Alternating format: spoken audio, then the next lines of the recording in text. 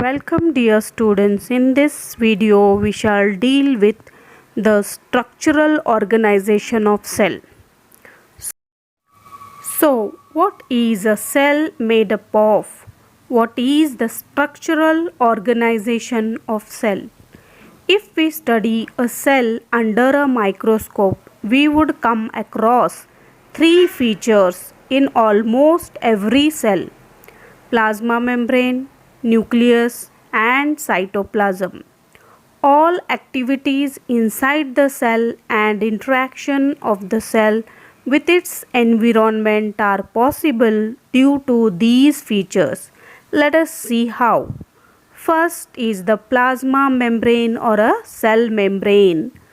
This is the outermost covering of the cell that separates the content of the cell from its external environment. The plasma membrane allows or permits the entry and exit of some materials in and out of the cell. It also prevents movement of some other materials. The cell membrane therefore is called a selectively permeable membrane.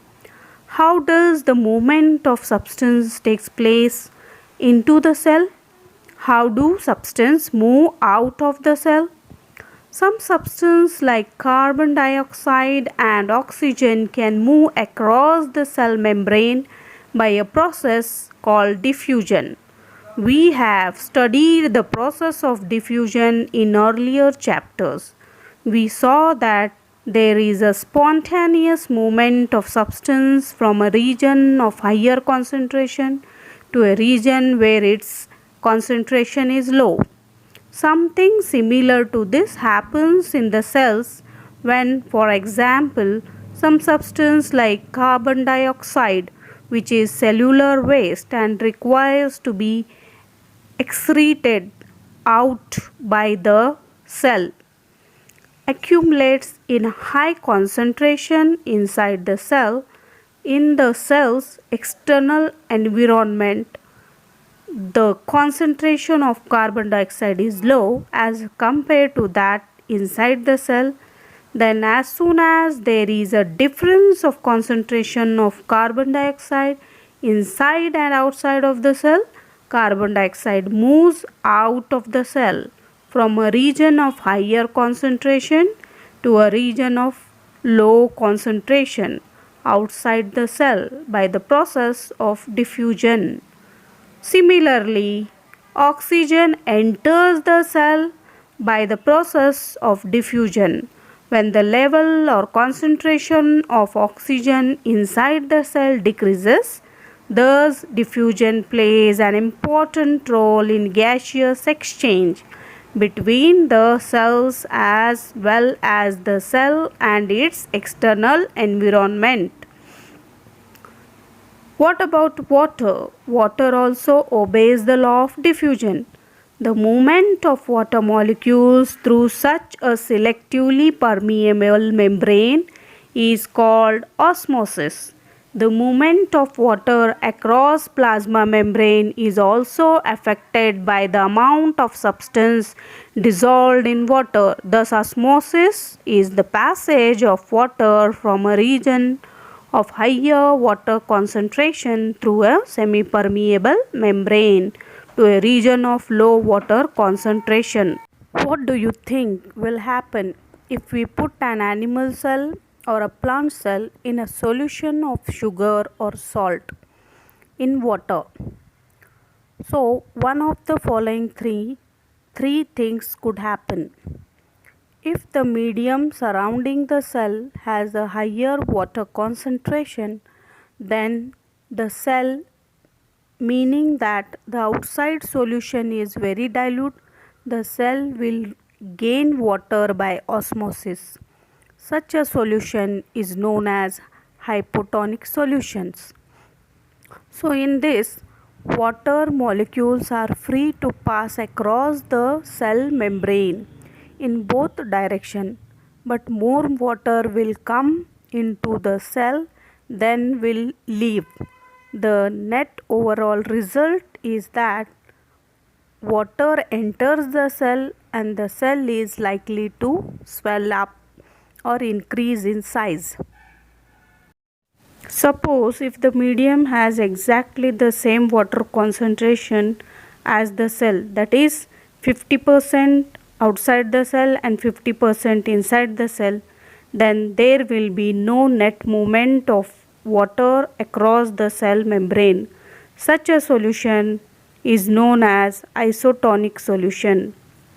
So the water crosses the cell membrane in both directions, but the amount going in is the same as the amount going out. So there is no overall movement of water and the cell will stay the same size. Now what if the medium has lower concentration of water than the cell? Means the cell is having 50% of water and outside medium is having just 10%. In this situation, the cell will lose water by osmosis and such a solution is known as hypertonic solution. Again, water crosses the cell membrane in both directions, but this time more water leaves the cell than it enters and thus the cell will shrink. So, osmosis is a special case of diffusion through a selectively permeable membrane. Thus, the unicellular freshwater organisms and most plant cells tend to gain water through osmosis. Absorption of water by plants' roots is also an example of osmosis. Thus, diffusion is the most important in exchange of gases and water in the life of the cell. In addition to this, the cell also obtains nutrition from its environment.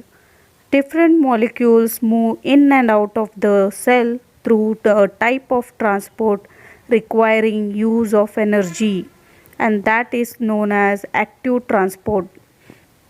Now, the plasma membrane is flexible and is made up of organic molecules called the lipids and proteins. So, however, we can observe the structure of the plasma membrane only through an electron microscope. Thus, the flexibility of the cell membrane also enables the cell to engulf in food and other material from its external environment. Such a process are known as endocytosis. Thus, the amoeba acquires its food through such process known as endocytosis.